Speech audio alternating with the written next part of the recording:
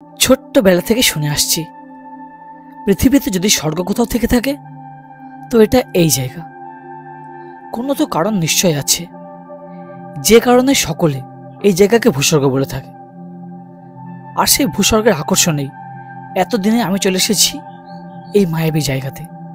কাশ্মীরের হৃৎপিণ্ড শ্রীনগরে আছে 22 বর্গ কিলোমিটার বিস্তৃত একটি মনোরম হ্রদ, যা আমাদের কাছে ডাল লেক নামে পরিচিত। এই হ্রদটি এতটাই বড় যে এখানে প্রায় 50,000 লোক বসবাস করে। এই ডাল লেক চত্বরে এলে শিকারা ও হাউসবোট এই শব্দ দুটি আপনি শুনবেন। শিকারা এক ধরনের কাঠের তৈরি নৌকা, বিশেষ করে শ্রীনগরের এই ডাল লেক চত্বরে পাওয়া যায়। এগুলি দৈনন্দিন পরিবহন, মাছ ধরা, জলজ উদ্ভিদ সংগ্রহ এছাড়া প্রাত্যহিক বিভিন্ন কার্যকলাপে ব্যবহৃত হয়।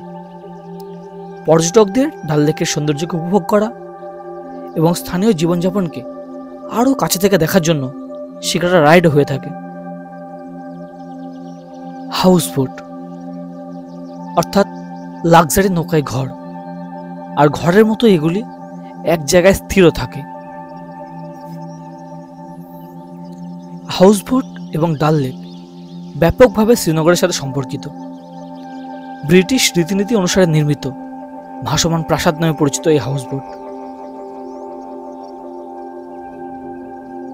এই কাশ্মীর সিরিজের গত পর্বে আমি আপনাদের কাশ্মীরের সবচেয়ে সুন্দর গ্রাম পেহেলগাম চত্বর দেখিয়েছি। আজ পেহেলগাম থেকে আমরা চলেছি কাশ্মীরের গ্রীষ্মকালীন রাজধানী শহর শ্রীনগর। এই শ্রীনগর যাওয়ার সময় যেটি সবচেয়ে যে কোনো ক্রীড়াপ্রেমীকে আকর্ষণ করবে সেটি হলো ক্রিকেট ব্যাট তৈরির কারখানা। ক্রিকেট ভালোবাসে না এমন লোক ইন্ডিয়াতে পাওয়া মুশকিল, তার উপরে চলছে এখন IPL। অ্যাকচুয়ালি আমি চলেছি শ্রীনগর এবং পুলওয়ামা ক্রস করার পরে বর্তমানে দাঁড়িয়ে রয়েছি পাঁচপোড়া। এখন বেলা 12টা। শ্রীনগর যাওয়ার মুহূর্তে দেখলাম প্রচুর ব্যাট ফ্যাক্টরি রয়েছে। যে সমস্ত ব্যাটে IPL খেলা হয় বা ICC টুর্নামেন্টগুলো হয়, সে সমস্ত ব্যাট কিন্তু এখানে তৈরি হয়, উইলো কাঠের ব্যাট। চলুন আপনাকে এই ভিডিওতে ব্যাট কারখানায় কীভাবে ব্যাট তৈরি হয় এবং কীভাবে সাজানো হয় সেগুলো দেখাবো। এই দেখুন, থরে থরে সব উইলো কাঠের ব্যাটগুলি, স্ট্রাকচারগুলি সাজানো আছে। এই হচ্ছে কারখানার প্রবেশ পথ। আমি কারখানায় প্রবেশ করছি এখন। সব হচ্ছে উইলো কাঠের। ব্যাটের গ্রিপে এখন সুতো লাগানো কাজ চলছে।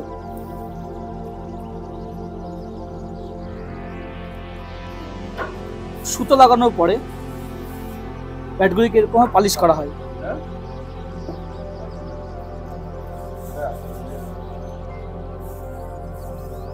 এগুলো সবই টেনিস ব্যাট, একেবারে হালকা। ওফ, আচ্ছা, এই পাশে গ্রিপ লাগিয়ে রেখেছে এবং এখানে এই দেখুন স্টিকার লাগিয়ে পুরোপুরি প্যাক করা হয়েছে। ওটা ছিল ব্যাটের কারখানা বা ফ্যাক্টরি, এবং তারই সামনে রয়েছে এদের দোকান। দোকানে কীভাবে ব্যাটগুলি সাজানো রয়েছে এবং কেমন কি দাম রয়েছে অবশ্যই জিজ্ঞাসা করে আপনাকে জানাবো। ফ্যাক্টরিতে তৈরি করা ব্যাটগুলি এখানে বিভিন্ন স্টিকার লাগিয়ে সাজানো রয়েছে। অ্যাডিডাস বলেন, সিয়েট বলেন, MRF বলেন, SS বলেন, বিভিন্ন রকম স্টিকার লাগিয়ে সাজানো রয়েছে। এই দেখুন, এর হচ্ছে সব টেনিস ব্যাট, বাচ্চাদের, বড়দের সমস্ত রকম কিন্তু ব্যাট এখানে রয়েছে। তো কাশ্মীর ঘুরতে আসলে আপনারা এখান থেকে ব্যাট যদি মনে করেন নেবেন, নিতেই পারেন।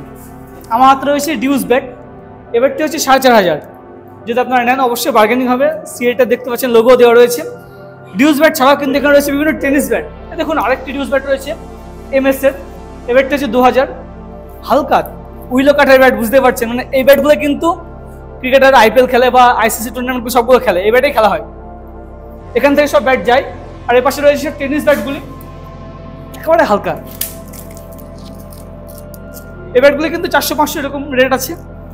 ভালো ব্যাট, বেশ মানে বেশ ভালো লাগলো যে কাশ্মীর চত্বরে এসে ব্যাটের কারখানা দেখাতে পারলাম। উইলো কাঠের ব্যাট ফ্যাক্টরি ঘুরে দেখার পরে আমরা সরাসরি চলে এলাম ডাল লেক চত্বর। এই কাশ্মীরের বিখ্যাত কয়েকটি মোগল গার্ডেন রয়েছে, শালিমার বাগ, নিশাত বাগ প্রভৃতি। আজ আমরা তারই মধ্যে একটি মোগল গার্ডেন ঘুরে দেখব। নিশাত বাগের পাশে রয়েছে টিকিট কাউন্টার। প্রবেশ পথে ডান দিকে হচ্ছে টিকিট কাউন্টার।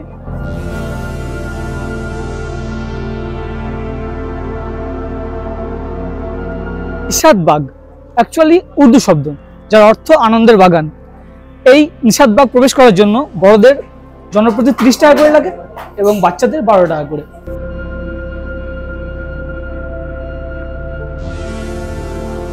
এই আনন্দের উদ্যান বা নিশাদবাগ ডাল লেকের পূর্ব তীরে অবস্থিত কাশ্মীর উপত্যকার দ্বিতীয় বৃহত্তম মুঘল উদ্যান।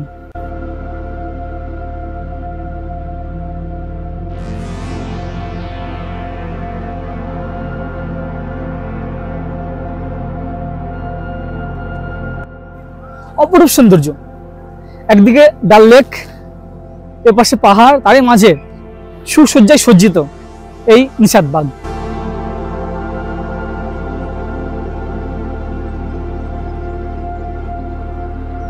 এই কাশ্মীর উপত্যকাতে যে কটা মুঘল গার্ডেন আছে প্রতিটা সৌন্দর্য আপনাকে মুগ্ধ করবেই।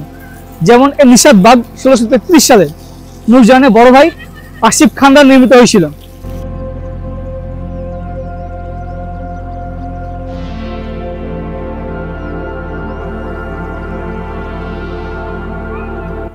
নিশাদবাগের এই সৌন্দর্য সত্যি মন জয় করার মতো। তো নিশাদবাগে বেশ খানিকটা সময় অতিবাহিত করলাম এবং তারপরে ডাল লেক চত্বর একটু পায়চারি মারা পারলাম। ডাল লেকের আশেপাশে একটু ঘোরাঘুরি করার পরে আমরা পার্কিং এরিয়া থেকে টেম্পো ট্রাভেলার্সে করে চলবো হাউস বোট। হ্যাঁ, আজ রাত্রে আমরা হাউস বোটে থাকবো।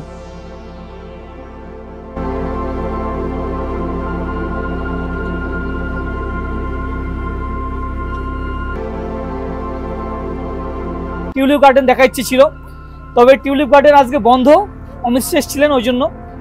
এবং বিকেলবেলার পর থেকে ওয়েদার খারাপ হতে শুরু করে। এখন দেখতে পাচ্ছেন রীতিমতো বৃষ্টি শুরু হয়ে গেছে।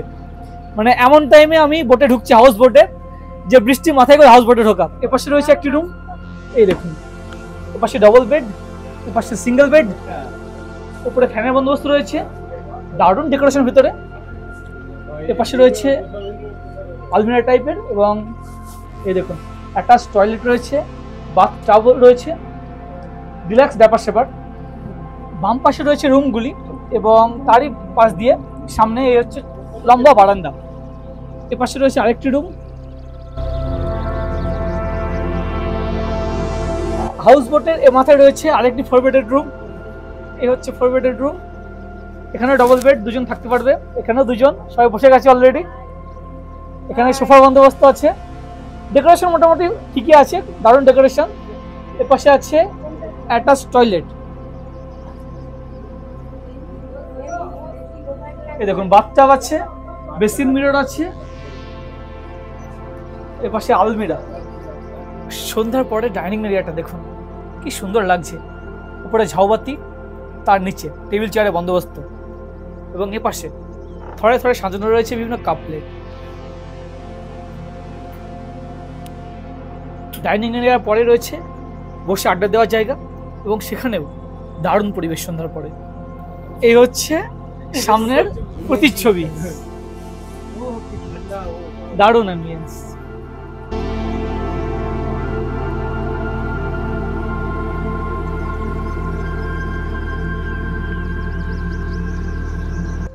সন্ধ্যার পরে বৃষ্টি থামতেই প্রকৃতির যে রূপ আমাদের সামনে ধরা দিল তা ভাষায় প্রকাশ্য না। অদ্ভুত অদ্ভুত সুন্দর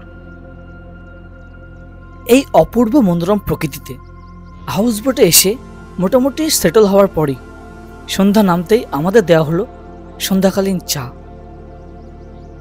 ওফ, আপনি ভাবুন শুধু, ডাল লেকের উপরে হাউস বোটে এরকম মনোমুগ্ধকর পরিবেশে সন্ধ্যাকালীন চাকে উপভোগ।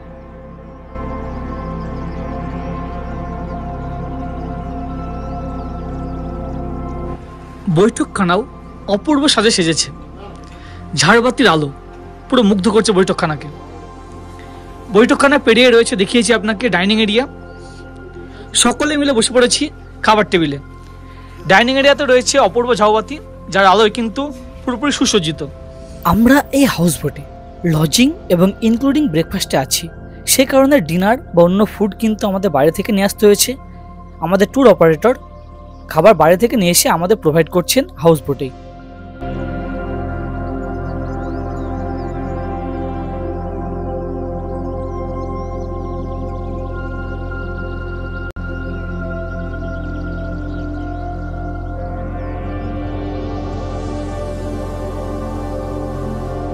সুপ্রভাত।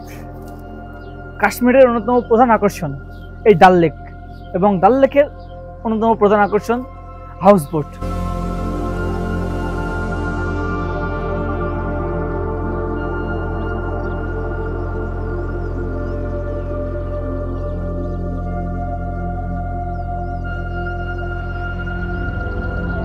রাত্রিটা খুব সুন্দর কেটেছে এই হাউস বোটে। এই হাউস বোটগুলো ঠিক কেমন হয় মোটামুটিভাবে আপনারা দেখানোর চেষ্টা করেছি, আবারও একবার দেখায় দিনের আলোতে। এটা হচ্ছে হাউস বোটের সামনের এরিয়া। এখানে খুব সুন্দরভাবে বসার বন্দোবস্ত হয় এবং এই মনোরম প্রকৃতিকে এনজয় করা। তারই সামনে এপাশে হচ্ছে বৈঠক জায়গা, বৈঠকখানা। এখানে খুব সুন্দর ঝাড়বাতি দিয়ে সাজানো গোছানো একটি জায়গা, বইটই রাখা রয়েছে। বৈঠকখানা ঠিক পরেই এপাশে ডাইনিং এরিয়া।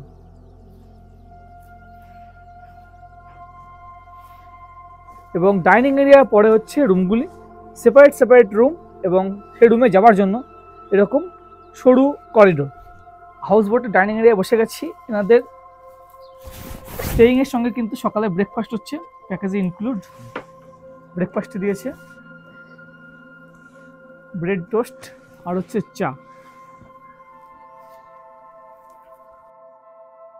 এই ছিল ডাল লেকের হাউস বোটে সুন্দরভাবে একটি রাত কাটানোর এবং ডাল লেককে একেবারে কাছে থেকে উপভোগ করা।